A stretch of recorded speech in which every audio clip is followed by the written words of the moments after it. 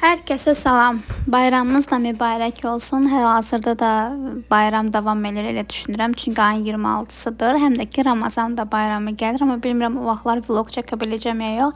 Amma hal-hazırda var deyənə buradan hamınızı təbrik edirəm. Yəni məni izləyənlər, məni dəstək olanlara təşəkkür edirəm. Düzdür də belə mükəmməl belə videolar çəkmirəm. Yəni adi gündəlik videolarımdır. Sırf səbəb odur ki, özümə görə çəkirəm videoları. Çünki çox mənim üçün maraqlıdır. Başqa xanımların da vloqlarına baxmağı sevirəm. Öz vloqlarımı da çəkməyi sevirəm və onlar hərdən keçmişdəki vloqlarıma baxanda çox bəyənirəm. Amma o günlərdə bura getmişdim ya bu işimi görmüşdüm ya nə bilim hansı bir kitab oxuyurdum bu belə.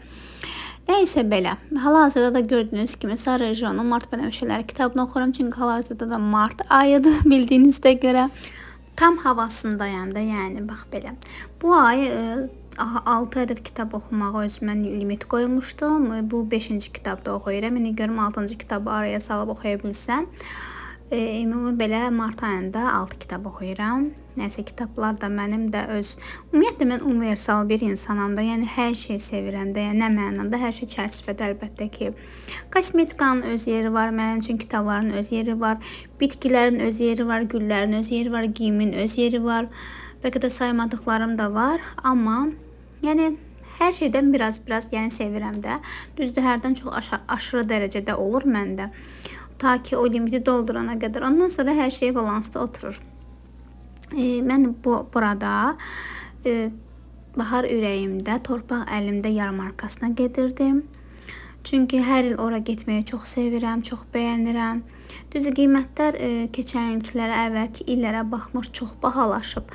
Amma yenə də düşünürəm ki, gedib gəzmək olar, o ab-havanı, o atmosferi oradan götürmək olar. Daha doğrusu Novruza aid olan atmosferi, yeni il desə yeni il atmosferini. Belə gördüyünüz kimi çox gözəl idi. Mən də düşündüm ki, nə yeyə bilərəm.